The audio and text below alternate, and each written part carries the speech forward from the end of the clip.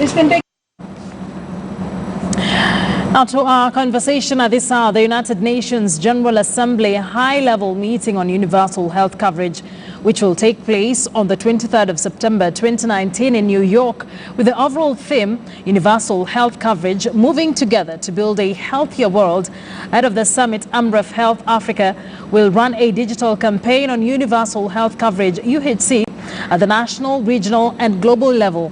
In studio to help us understand this particular campaign, on my extreme left is Meta Kinoti, who's the Chief Programs Officer at AMREF Health Africa. Once again, thank you for joining us here, as well as Evelyn Karijo, the Director, Youth in Action for, of course, an initiative by AMREF Health Africa. Thank you very much, Evelyn, for coming in. Well, it's just a few months to the high-level meeting in New York, and with AMREF now planning this digital campaign, maybe you could start with why a digital campaign at this particular time? Because it's very important that everybody know first what is universal health coverage about, what's in it for me, because it's about, everybody everywhere have access to quality health services in an affordable manner. So first, make sure that everybody knows what UHC is, but also that we learn from each other. Because this is new in many countries. It's a journey that we are taking. We are working together, government institutions, civil society, academia, learning from each other, because nobody has found all the answers to how we ensure that everybody everywhere have access to quality services at an affordable price. How do we finance it? How do we make sure that women and children who are very far from health facilities, that health get to them and not the other way around? So all these issues, we need to know what works and what doesn't work, so we get prepared when we get to the global level and can say, this is what we have learned, this is where we have challenges, and this is where we still need to find solutions. How long is this campaign going to run? What essentially do we expect to be seeing on our digital space as far as this campaign is concerned? Yes, so that campaign will run basically up till September, where we have the high-level meeting, and the hope is that we'll get lessons in that way, where we will get people contributing to the digital campaign, to the social media, and saying, this is what learned, this is what we have seen. Because what is important is that when we have the meeting in New York, it's based on what's happening in the rural areas, in the most remote areas, in the slum areas of the city, because that's what we need to build our decisions on. So we will even run campaigns after the high-level meeting. So the high-level meeting is a stock-taking exercise we can take. And after that, we still have a lot of work to do, all of us. So we expect this to be a continuous process, a continuous campaign. Absolutely. Evelyn, when you mentioned digital, young people come to mind. As a director of Youth for Action, what do you think, or how involved do you think young people are in this quest for universal health coverage in Kenya? Right now it's exciting because young people are being included in the conversation in UHC, and not just UHC, it's actually across all spheres. And there's been global calls and even calls at regional level that young people can and should be included in the conversation in UHC. When you look at Kenya right now, even within the conference that's ongoing, the third UHC conference that's happening in Kisumu, young people have been given a platform to voice their needs, to have their views heard.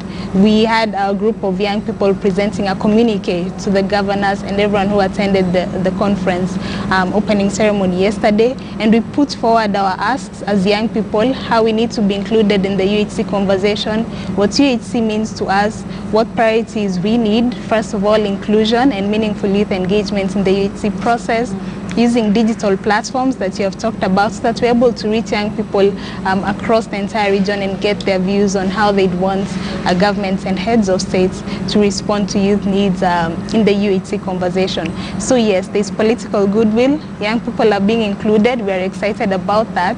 I mean, times have changed, so we're really happy that the youth are being included in these conversations. What essentially would be the role for young people to just ensure, as we head towards 2030, to ensure that we actually achieve a universal health coverage as a country? First of all, as young people, we need to be able to get a platform to work in synergy. And I'll just give a bit of background on what we are doing as AMREF in collaboration with other partners. We held the very first second youth pre-conference and the first conversation of young people on UHC in March this year in Kigali.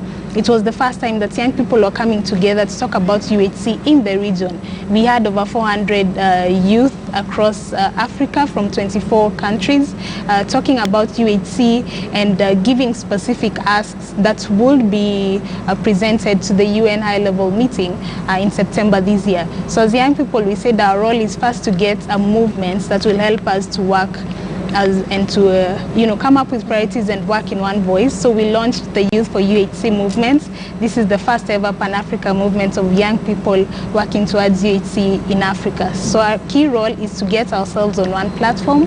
Secondly, to ensure that we have skills, tools and resources to be able to contribute effectively to these discussions. So we are getting partners and stakeholders to provide us with tools and resources. Because the whole conversation of UHC is very technical and high level there. And broad. Yes, and broad. Policy discussions are not taught in schools, and yet as young people we need to be able to contribute effectively. So our role is also to be proactive and make sure we get tools and resources and understand what UHC is and then contribute effectively. So basically it's about coming together as young people, working on one common priority and having one voice, and then getting tools and resources and making sure that we are ready to contribute to these discussions. I'm glad that we're having this conversation at a time when the UHC conference is ongoing in Kisumu. Basically, the 4 pilot counties are stock-taking. AMREF is largely involved in primary healthcare in this country. If you could just take us through what are some of the things that we've seen in the 4 pilot counties as far as UHC are concerned, what needs to be done, what can we do better, where are we at as far as this project is concerned? I think we are still learning lessons. Even Kisumu is in a lesson learning. One of the things that we have seen is an increased number of members coming to health facilities. So there was a very big increase in attendance.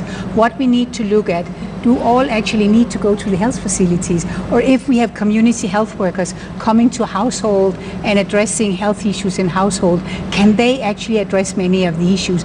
Around 80% of health challenges can address that community level. So how can we to a higher degree get the community health system to work? So that's, I think, one of the lessons learned. How do we ensure that we have enough health facilities and not health professional at the health facilities to offer the services then to the one coming to the facilities, that the supplies are there. And I think a third issue and challenge that we are also all struggling with is how do we get it financed? It costs money. And how do we get up system, health insurance, National Health Insurance Fund, other ways of financing health for all in the most remote villages that we have. So these are some of the lessons that's coming up. There'll be more details coming out from Kisumu once it's over, which we can learn from. The conversation is still on, and I like that you mentioned financing, that we will need a huge lot of money as a country, a huge amount of money for this to take off and actually work for us.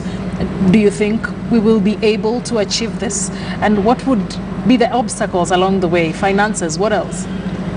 I don't think we have an option. We have to get it to work, right? I think we are all committed to it under the leadership of the government. But I think we need to look at finances both at the national level but also at the county level.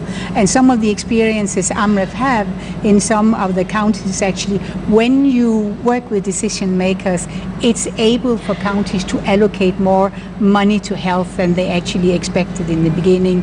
A bill was passed in Pugot, where it was agreed that health income, health revenue raised in a health facility should be ring-fenced for health. So there are many ways, and we need to try and find the ways that will work for health financing. So financing is a big issue.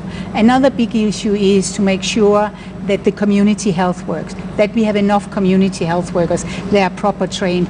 Every village have a community health workers that can visit household and deal with all the issues that can be dealt with at that level. Then we need to make sure that we have quality health services. So when a mother goes to a health facility with her baby, she's sure that she will get health services. She's sure that there is a nurse. She's sure that if she needs drug, it's available at the health facility. So she just don't go there and there's nobody. She will never come back again. So there are many issues that we need to address. I think what we need to keep in mind is we need to reach the most remote areas. That should be our focus. We have the leadership in the country, so that's good. Now, what do all of us implementing and engaging together with the ministries of health and the government as such, what can we do to contribute? And how can we have the citizens actually raise their voice, just like the youth? But anybody ask, this is what I want when we are talking about health services. This is what I want in my community and in the health facility. This is my right. Get in dialogue with the decision maker and the politicians and make sure that happens. In that dialogue, a lot of progress can be made and has already been made. Evelyn, what would be your call to young people as far as health issues are concerned? First of all, as young people, we need to be proactive. We don't need to continue taking a backseat and waiting to be invited to these meetings. We need to demand to be included in the UHC conversations. One, if you look at our population, we are the largest cohorts in the region. Africa's population is actually the youngest in the globe. We have over 70% of the population being below 35 years of age, which means our potential to drive the UHC conversation and economies in the continent is at its greatest. So we need to demand to be on those platforms to speak about what UHC means to us and why health is important for our own potential and achieving our full potential. If you look at the challenges that affect young people, most of these are health related. Sexual and reproductive health and rights challenges, where we have at least 1 in every 3 girls getting pregnant before they get to the age of 18. If you look at the gender-based violence, right now the rates are very high, even in Kenya. It's young women who are being affected, which means we need to be able to speak for ourselves. We need to understand that UHC is the pathway for us to achieve our full potential, that we need to be on these decision-making bodies and make all decision makers see the importance of having young people in these conversations. So as young people, we need to be proactive. Let's not take a backseat. Let's understand these things. Let's read policy and be there. Let's take our seats to the table. Yes. Thank you very much. That's how we end it here. Evelyn Courage, as the Director of Youth in Action, AMREF Health Africa, thank you for joining us, as well as Mete Kinoti, the Chief Programs Officer, AMREF Health Africa. Glad to have you here with us today on Bottom Line Africa as we continue the conversation on UHC. As I mentioned, there's a UHC conference currently ongoing.